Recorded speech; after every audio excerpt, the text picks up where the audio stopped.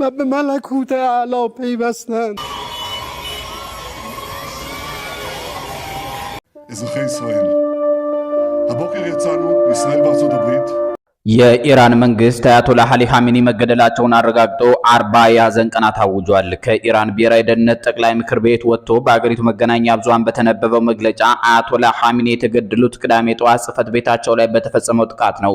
እነሆ የጥንቱ የፋርስ ስልጣኔ ወራሽ ነኝ የምትለው ኢራን አዜቲክ የተባለ መንግስት በነበረበት ግዛት ላይ በቅላ የ20ኛውና 21ኛው ክፍለ ዘመን የሰው ልጆች ስልጣኔ መሪ ከሆነችው አሜሪካ ጋር እልህ አስጨራሽ ፍልሚያ ውስጥ ናት። እስራኤላውያን አብዝተው በሚያከብሯት ዕለተ ቅዳሜ በኢትዮጵያ የዘመን ቀመር የካቲት 1 ቀን 2018 ዓ.ም ሲተኮስ የዋለ ከኒኩሌር ዝቅ ያለ ሁሉ መሳሪያ የኢራን መጥፊያ እንዳይሆን የሰጉ በርክተዋል። ለአሁኑ ቢያንስ እድሜያቸውን ለኢራን ክብር የለገሷት አያቶላህ አሊ ኻሜኒን አጥታለች። የፋርስ ስልጣኔ ጌታዋ የንጉስ ዳሪዮስ ዙፋኗ፣ የአርያኖች ምድር፣ የዞሮአስትሪያን አድባር፣ የሺያ እስላሞች መዲና፣ የአያቶላዎች ሀገር ልበ ተራራዋ ኢራን ግን ይህ ሁሉ እየሆነባትም እጅህን ስጣለኝ ፈረንጅ ብላ በመገረም ዙሪያዋን በከበቧት አረቦችና እስራኤል በምትባለው ጠላቷ ላይ የሚተኮስ ነገር ሁሉ እየፈለገች ስታስወነጭፍ ውላለች። ኢራን አሜሪካን ትልቋ ሰይጣን ትላታለች። ለእስራኤል የሰጠቻት ቅጥያ ደግሞ ትንሿ ሰይጣን የሚል ነው።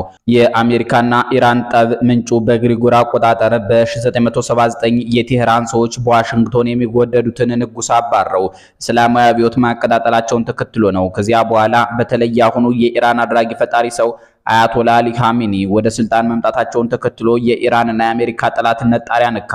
ኢራን የኒኩሌር ኃይል ለጦር መሳሪያ ዓላማ ታብላላለች መባሉ የነጩን ቤተ መንግስት ሰዎች ሰላም የሚነሳ ሆኖ ቀጠለ። የቴህራን መሪዎች ግን የብዙ ጊዜ መልሳቸው ኒኩሌሩን የምናብላላው ለሰላማዊ የኃይል ማመንጫ ነው የሚል ነበር። የኢራኑ ቁጥር አንድ ሰው አያቶላህ አሊ ኻሜኒ ግን አልፎ አልፎ ብልጭ ልባቸውና ምን ታመጣላችሁ ይላሉ።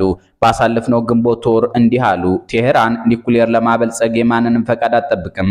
የአሜሪካ መንግስት ተደጋጋሚ መግለጫ ስሜት የማይሰጥ ነው። እነሱ ኢራን መቼውንም ዩራኒየም እንድታበለጽግ አንፈቅድም ይሉናል። በራሳችን መንገድ እንጓዛለን፣ ማንም አያደናቅፈንም። ኢራን ውስጥ የአሜሪካን ፖለቲከኞች ፈቃድ የሚጠባበቅ አንድም ሰው የለም። እስላማዊት ኢራን ሪፐብሊክ የራሷ ፖሊሲና አቅጣጫ አላት። በዚህም ትጓዛለች።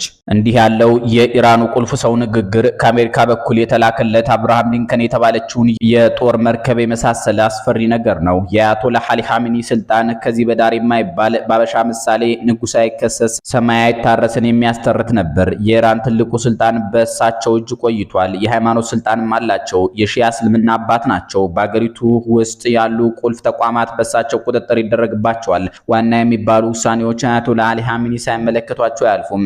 የፓርላማ ውሳኔ ሳይቀር ተፈጻሚ የሚሆነው አያቶላህ አሊ ኻሜኒ በሚያሳልፉት የመጨረሻ ትዕዛዝ ብቻ ነው።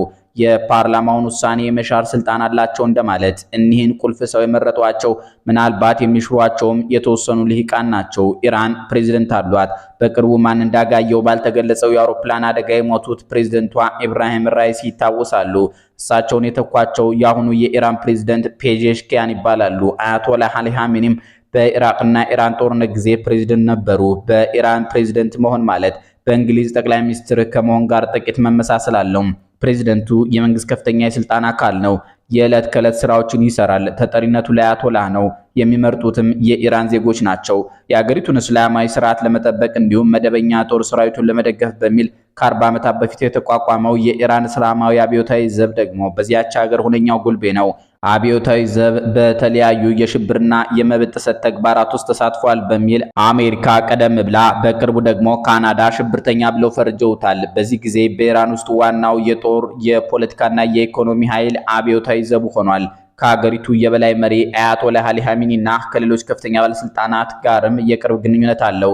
የኢራን አብዮታዊ ዘብ ከ190 ሺህ በላይ ወታደሮች እንደሚኖረው ይገመታል። የራሱን የምድር የባህርና የአየር ኃይል አጠናክሯል። የኢራንን ስልታዊ የጦር መሳሪያዎችንም የሚቆጣጠረው ይሄው ኃይል ነው።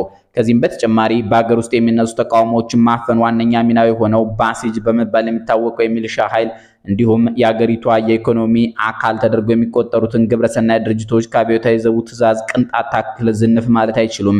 ይህ ብቻም ሳይሆን አብዮታዊ ዘቡ ከኢራን ውጭ በሚንቀሳቀሰው የጦር ክንፉ አማካኝነት በመካከለኛው ምስራቅ ለሚገኙ አጋር መንግስታትና ታጣቂ ቡድኖች ገንዘብ፣ የጦር መሳሪያ፣ ቴክኖሎጂ፣ ስልጠናዎችን እንዲሁም ምክሮችን በመስጠት ተጽዕኖ ያሳድራል። ይህ የአብዮታዊ ዘቡ ክንፍ ኩድስ ይባላል። አሜሪካ ኩድስ የተሰኘውን የኢራን ኃይል ሽብርተኛ ቡድን በመደገፍ እንዲሁም በኢራቅና በመካከለኛው ምስራቅ በመቶዎች ለሚቆጠሩ አሜሪካውያንና የአጋር ሀገራት ጦር ሰራዊት አባላት ሞት ምክንያት የሆነ ጥቃት በመፈጸም ትከሰዋለች። በዚህም እንደ አውሮፓውያን አቆጣጠር ጥር 3 ቀን 2020 በባግዳድ በፈጸመችው የድሮን ጥቃት የኩድስ ኃይል ዋና አዛዥ የነበሩትን ሜጀር ጀነራል ቃሲም ሶሌማኒን ገድላለች። ያ ጊዜ የመጀመሪያው የኢራን ሱሪ የተፈታበት አጋጣሚ ነው። በቅርቡም እንዲሁ የአብዮታዊ ዘቡ አዛዥ በእስራኤል ጦር መገደላቸው ይታወሳል። ነገሩ የአማራ ባለቅኔ ያናቀፈ ድንጋይ መልሶ ከመታኝ ሳይጥላይ ተወኝም ሱሪ ሳያስፈታኝ እንዳለው ነው። ኢራን ሱሪዋን ልትፈታ የቀራት የአያቶላህ አሊ ኻሜኒ መገደል ብቻ ነበር። እኒህን የኢራን አይን መጠበቅ ኃላፊነት ደግሞ የአብዮታዊ ዘቡ ሆኖ ቆይቷል። ሰሞንኛ መረጃዎች ግን የእሳቸው ሕይወትም አደጋ ውስጥ መሆኑን ሲገልጹ ሰንብተዋል። አብዮታዊ ዘቡ መደበኛ ጦሩ ካሉት 230 ሺህ ወታደሮች ያነሱ ወታደሮች አሉት። ግን ኢራን ከፈጸመቻቸው ወታደራዊ ኦፕሬሽኖች ጀርባ ሁሉ ያለው ዋነኛ ወታደራዊ ኃይል ተደርጎ ይታሰባል። የአብዮታዊ ዘቡ የባህር ኃይልም 20% የሚሆነው የዓለም የነዳጅ አቅርቦት የሚያልፍበትን የባህረ ሰላጤ ሀገራትን ከህንድ ውቅያኖስ ጋር የሚያገናኘውን የሆርሙዝ ባህር ወሽመጥን የመቆጣጠር ኃላፊነት አለው። የዓለም የነዳጅ ጉሮሮ ጠባቂ መሆኑ ነው። ኢራን ነዳጅ አላት፣ ገዢ ግን የላትም። ኢራን ለ100 ሚሊዮን የሚጠጋ ህዝብ አላት፣ ነፃነት ግን የለውም። ኢራን በ3ኛው ክፍለ ዘመን ዓለም ላይ ስልጡን ከነበሩ አገራት መካከል 4 ሀገራት ማለትም አክሱም፣ ቻይና ብሎም ሮማ ውስጥ ተጠቃሽ ነበረች። ዛሬ ልትፈርስ ጫፍ ላይ ደርሳለች። ህዝቧ ግን ዛሬም ኩሩ ነው። ከአሜሪካና ምዕራባዊ ፊልሞች ራሱን ይጠብቃል። ቤቷን ዘግታ የኒኩሌር ኃይል ተጠቅማ አሜሪካን ለማስፈራራት የምትጥራ ሀገር ውስጥ በማያልቅ ተስፋ ተሞልቶ ይኖራል። ላለፉት 4 አስርት ዓመታት የኢራን ህዝብ ዓይንና ጆሮ አያቶላህ አሊ ኻሜኒ ነበሩ። ለሰማዩም ለመሬቱም ህይወቱ ተስፋው እሳቸው ነበሩ። በዚህ ሰሞን ግን ሞት እንደ ጥላ ሲከተላቸው ሰንብቶ ትናንት ቅዳሜ ጠዋት ቤታቸው ድረስ ተገኝቶ ወስዷቸዋል።